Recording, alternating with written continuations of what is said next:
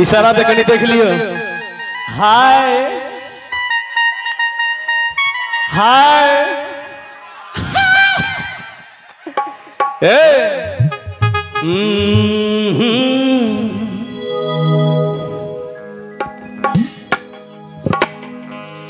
पूछ पूछ के आप रहल छी हो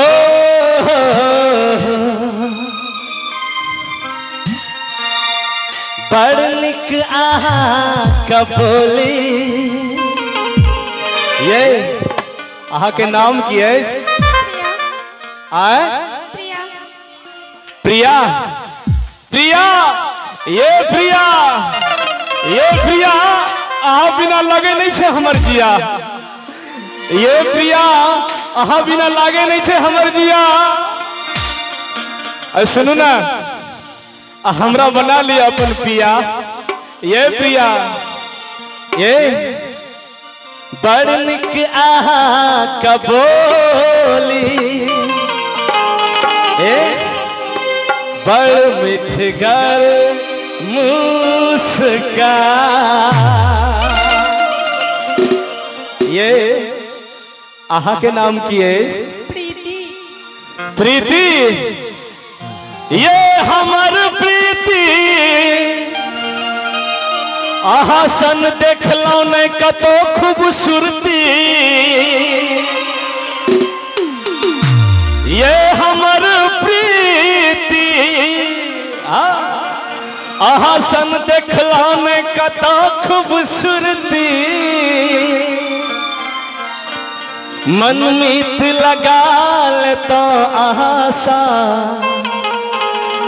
मन में बसता का। पूछ पूछ के आप रहल छी क्यों भाई साहब? सजनी आहा के गाँव ये बड़ निक आहा कबोली।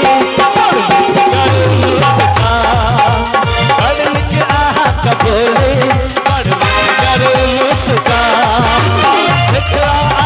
जब सा खुशी के ठिकान। पूछ पूछ के आप रहल छी पूछ के आप रहल छी सजनी आहा के गाँव।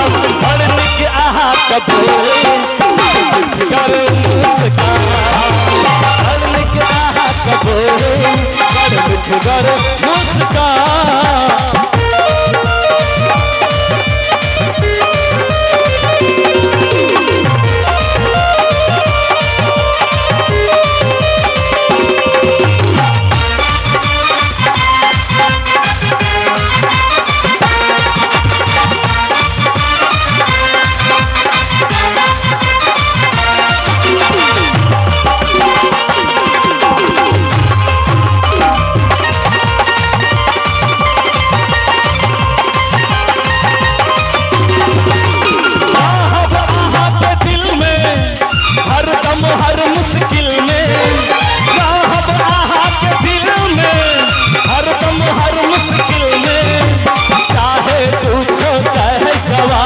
हम छी अही के दीवाना चाहे चाहे जवाना हम छी अही के दीवाना। सोच सोच के दिल भर के सोच सोच के दिल भर के बिना दे आहा का। ये प्रिया बड़ निक आहा कबोली बड़ मिठगर मुस्कान। बड़ निक आहा कबोली मुस्कान।